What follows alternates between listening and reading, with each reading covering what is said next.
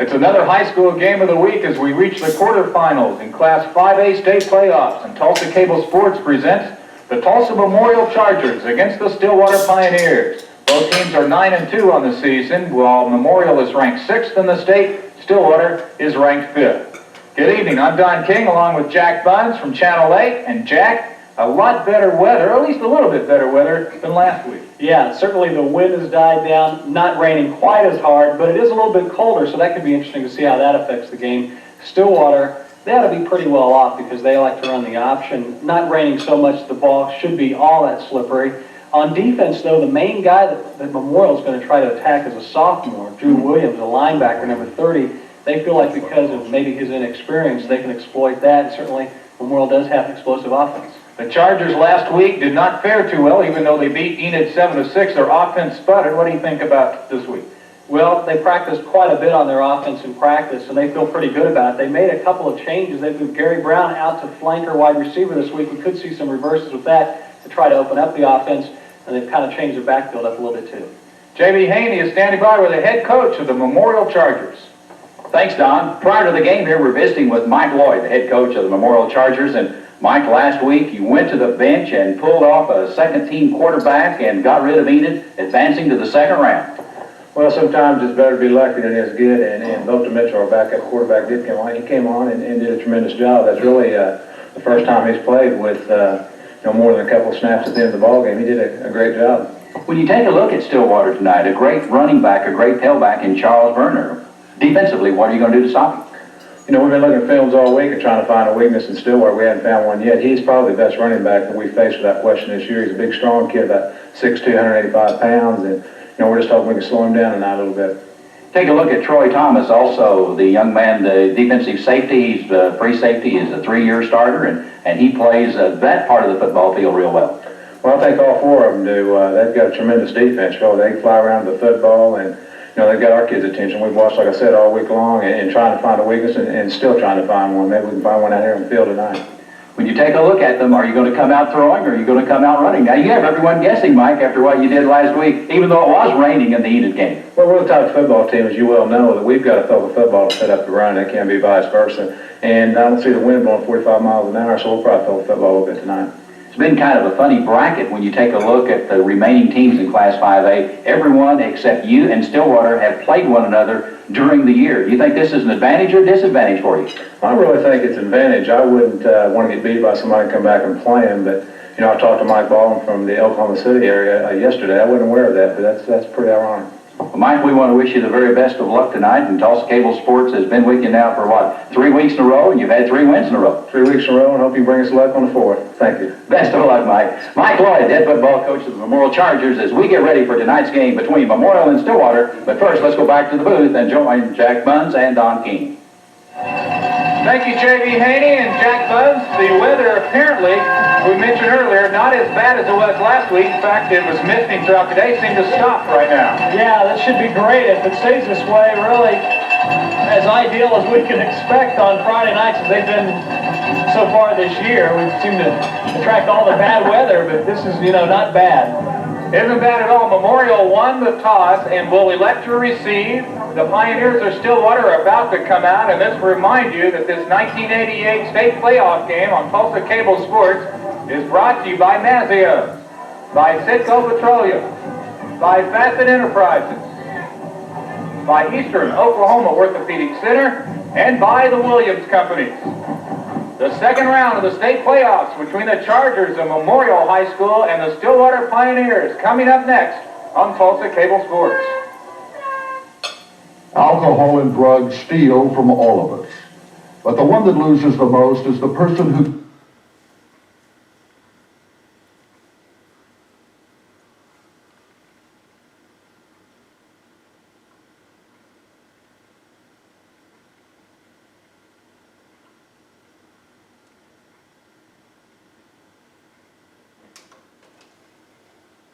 And Priori at 63rd and Trenton. The Chargers will receive the kickoff, Jack, as we look at the lineup for the Stillwater Pioneers. Defensively, first of all, they're pretty good.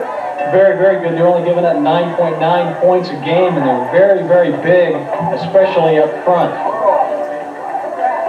look at their offense. They're led by Charles Verner. Here's the kickoff from Tate Wright, number 88. Look at this, an unusual formation. And now Stillwater, who had all their linemen lined up on the near side, now shift to a regular kicking formation. And there's the boot. The kick taken at the goal line to the 10. This is Gary Jackson. Fumble at the 25. I think Memorial has it, though, Jack, at about the 29-yard line. Nice return by Jackson, who's one of the starting defensive secondary men. He's only a junior. So the Chargers will start off first down and 10, just shy of the 30-yard line. We'll call it the 29. Garrett Jackson, the guy who ran that one back, he is into the starting lineup. He is going to be starting both ways, apparently, tonight. First and 10 from the 29. The quarterback is 13, Travis Briggs. I formation, Jackson the tailback, Antoine Harris, number 20, the fullback. This is Jackson.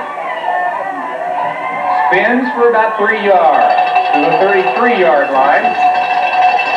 And the Pioneers lead the charge, and leading the charge appears to be number 68 there, Raymond Lincoln's a defensive tackle. Liggins, one of the big guys we were talking about, 246 pounds. They have some guys that are very, very strong, very, very big, and Garrett Jackson, nice spin move, but he got stuck pretty quickly after he spun. Pickup of 6 makes it second down 4 as they move the ball up to the 35. And Briggs hands off, first man through Harris. He's hit at the line of scrimmage and fights forward for a yard, maybe 2, and on the stop, number 30, linebacker, middle linebacker, Drew Williams, a sophomore, and you mentioned that Memorial was wanting to pick on him. Yeah, that's the guy they just question only because he's a sophomore. He's 6 feet tall, 175 pounds. Not all that big as far as, especially when you compare it to the defensive lineman that Stillwater has, so Memorial thinks he might be the one link that they can adjust to. He's one of their leading tacklers. Third and 3 from the 36, and Briggs hands off, first down, well, very close to a first down for Garrett Jackson on the stop, number 86 for Stillwater. That's a linebacker, Calvin Schultz, a senior, and they will measure, and the referee tonight is Tug Bond, umpire Leroy Smith, senior, linesman Rudy Thornton, Doyle Gilstrap, the line judge, and Walt Bollinger, the back judge. I think they're going to be just short. This is going to be an interesting call. I'm going to say they're going to be short, and I think Memorial will go for it, even though it's their own 39.5-yard line. What was the reason in Mike Lloyd changing to a new lineup tonight? Blake Kelly had injured himself. I believe it was a sprained ankle. Number 81, who normally plays flanker, so they decided to move Gary Brown out there, where he'll play next year as a flanker, and then change their backfield. They are indeed short, and yes, Mike Lloyd, at least thinking about it, I think they are going to go for it. A critical play early on in the first drive of the game, and they only need a couple inches, though. And oftentimes, the center can get away with almost getting those couple inches as he adjusts his own hands to the football. They measured it, and then one of the officials picked it up to wipe off the ball. However, he measured it due to the referee's foot, too. So Briggs will bring them out. I imagine it'll be a quarterback sneak. They're in their own territory, 4th and inches. Oh, offsides, it worked. You wonder if they were going to go for it, as far as if they were going to hike the football or not. Travis Briggs did a real nice job of turning around and telling Antoine Harris to move up a couple inches as though he was the man that was going to get the football, and he wanted him close to the line where, in fact, they may not have planned on hiking the ball at all. The Chargers, who last week beat Enid in the state playoffs in the opening round 7-6 here at Metro Stadium, a game we hope you saw on Tulsa Cable. Wide receiver each side, that's Gary Brown, normally the starting tailback, in motion. Briggs on the draw, goes about 4 yards up to about the 48-yard line. Just underway from Metro Stadium on Tulsa Cable Sports. The Stillwater Pioneers in town to meet the Chargers. As we mentioned, they beat Enid last week 7-6. Stillwater last week beating Union 18-7. And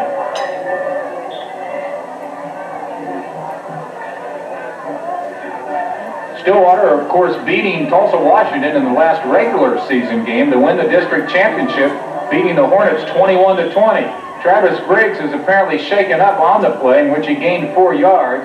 So we'll take an early break here in the first quarter. We have no score. You're probably wondering how a human body can sustain this degree of damage and survive. The answer is only in the movies. Bone and joint injuries do take a long time to heal. 4 to 6 weeks for a sprained ankle, 6 to 18 months for a broken thigh or leg. And some injuries do cause permanent disabilities in spite of the most advanced medical care. So when you decide to go for it, decide first if it's worth the risk.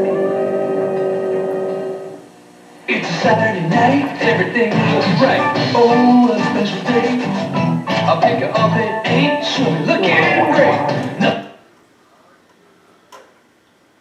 I am. It's his ankle. Last week he got knocked dizzy in the game. In the first round win against Enid. During a rain delay, I guess, which happened in the third quarter, he turned to one of the coaches and said, "Hey, coach, are we done with the first quarter yet?" They knew then that it was like, wrong. Yeah, something wasn't quite right. And apparently something not right here. Bolton Mitchell back into the game like he was last week. Well, Briggs is out. He threw for over 3,400 yards in his career at Memorial. We'll see if he comes back. Mitchell goes deep. He's open. Lionel McPhee incomplete. Nice defense by 33, sophomore cornerback Carl Vick. McPhee had his hands on it, Jack. Very interesting call, too, by Mike Lloyd, the coach of the Memorial Chargers, because Bolton Mitchell, when he came into the game last week, all they did was run. I don't remember exactly, but I'm not sure, especially because of the conditions, I don't know if they really threw at all once he was in the game. And the first play there in the game, he went long. Yeah, he threw twice last week, 1 for 2, and that completion was the TD pass to the tight end, didn't he? 3rd and 6 from the 48-yard line. Just under 9 minutes to go, first period, no score. Memorial's had the ball the entire first period, and nothing doing for Mitchell. On 3rd down and 6, he'll pick up a couple to the 50-yard line. We'll bring up 4th down and long 4, and Damon Nichols will come in to punt. Nichols last week had 8 punts in the game for Memorial, including a 55-yarder. And back for Stillwater, sophomore Carl Vick. He's a dandy, Jack. He averaged over 12 yards a return this season. And Stillwater as a team on punt return also averaged 12 yards a return. So we'll see what happens here. Kick it out of bounds. Not a bad idea. For midfield, there's the kick by Nichols. Vick has it at the 20 and tackled immediately at the 21-yard line. So the Pioneers will set up first down 10 from the 21 after a 30-yard punt. Stillwater will largely try to run the option style of offense they have, occasionally trying to throw you off guard by putting it up in the air. They do that quite well, but like you were saying, Charles Werner, number 35, is the main guy for them. Look at Stillwater in the district standings. You see they won the district championship. Behind or ahead of Washington, who was eliminated last week. Chris Holt is the quarterback. Holt hands off to the big man, Charles Werner. Look out. To the 40. Gone. Forget it. Unless Garrett Jackson can catch him. No way. Adios. Touchdown. 79-yard run. But a great back from Stillwater, Charles Werner.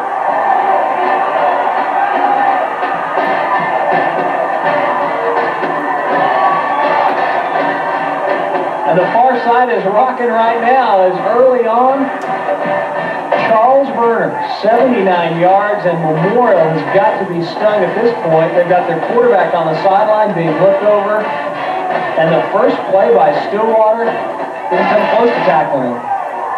Garrett Jackson had a chance at him at the 20-yard line, but couldn't do it. And Tate Rice, number 88, will try the extra point. Missed it. I don't think he got it. No, sir, he missed it, and that could really tell something as we get into the latter stages of this playoff game. Quarterfinal action from Metro Stadium continues after these messages. I love kids. Know why? Mazzio's big 20-ounce free fill cup. See, you buy each free fill cup at Mazzio's for 89 cents, full of your favorite soft drink. They don't buy soft.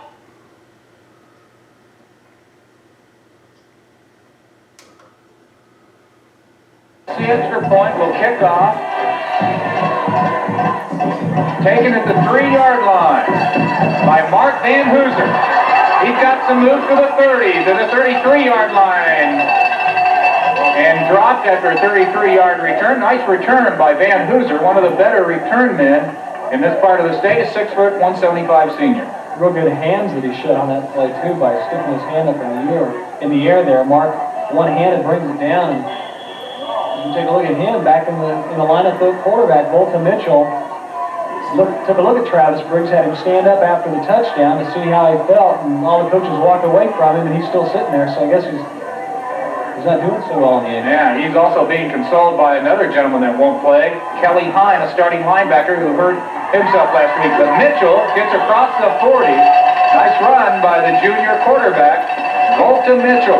Last week, 9 carries, 42 yards, and came in, as Jack mentioned, to spearhead that Memorial third quarter charge that led them to their only touchdown last week in the 7-6 win over Enid.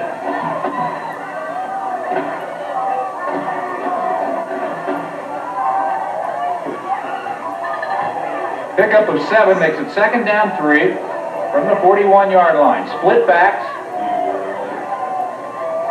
Quarterback sneak again, Mitchell. He'll be close to the first down. It's interesting how Memorial lined up there. They've got their wide receivers as far to the sidelines as they can get them so they can run their option-style offense with Volta Mitchell in the lineup. And they did pick up the first down.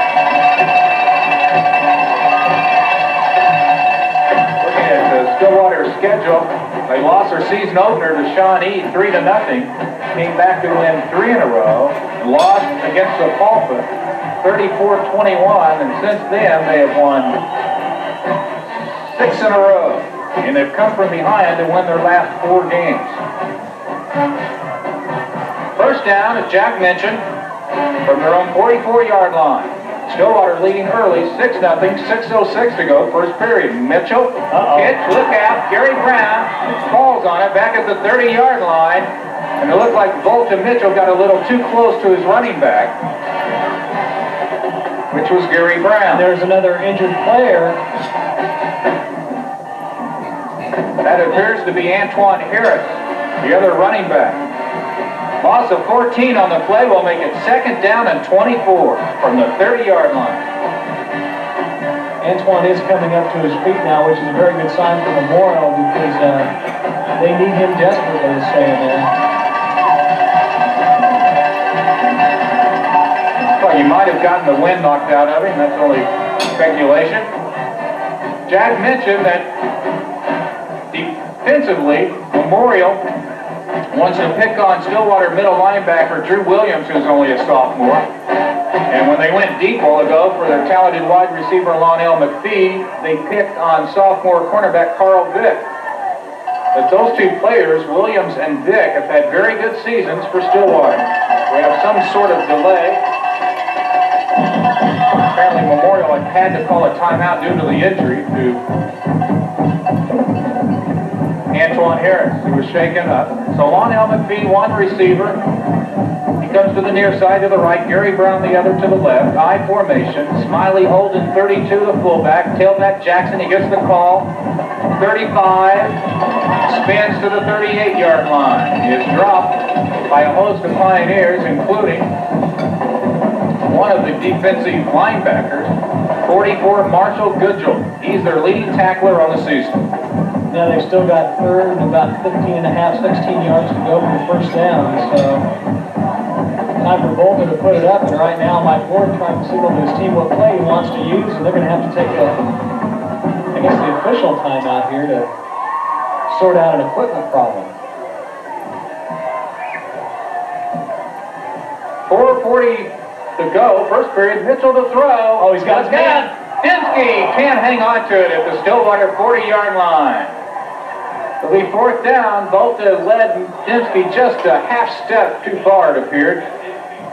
Field appears to be in good shape, Jack, and with the light rain we've had all day, I wouldn't think that it would be hard to hold on to the football, but you mentioned that some of the players were having that trouble in warm-ups. Yeah, they were having a lot of trouble in warm-ups. It was raining a little bit more then. The referee's changing the ball every every down here, so they really shouldn't be having too much of a problem. The main problem, since it is cold, has turned cold, the guys' probably hands are quite numb, and that won't be the only problem.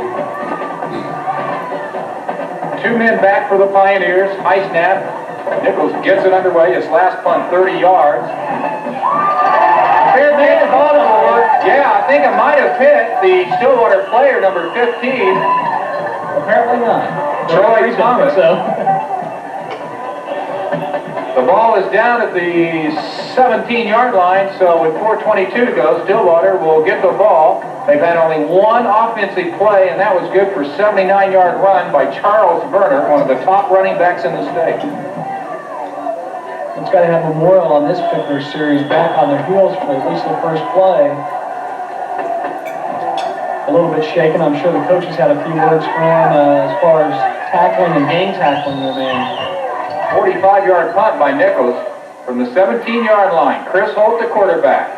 Fullback Marcus Smith, tailback Werner, gets the call on the pitch. Look out.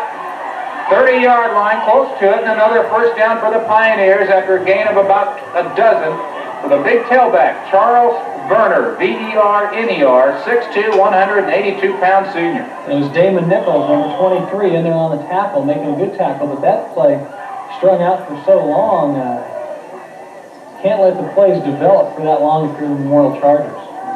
2 carries, 91 yards for Werner. It's nothing new for him. Werner on the season, averaging 5 yards a carry, and has 1,393 yards in 11 games this year. So he's averaging over 100 yards a game, and in his career, 2,037 yards and a lot of touchdowns. 17 touchdowns this season.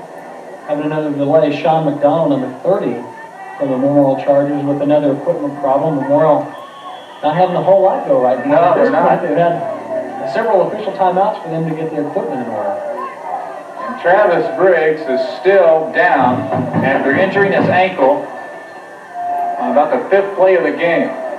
6-0 Stillwater leading. This is the fullback, Marcus Smith.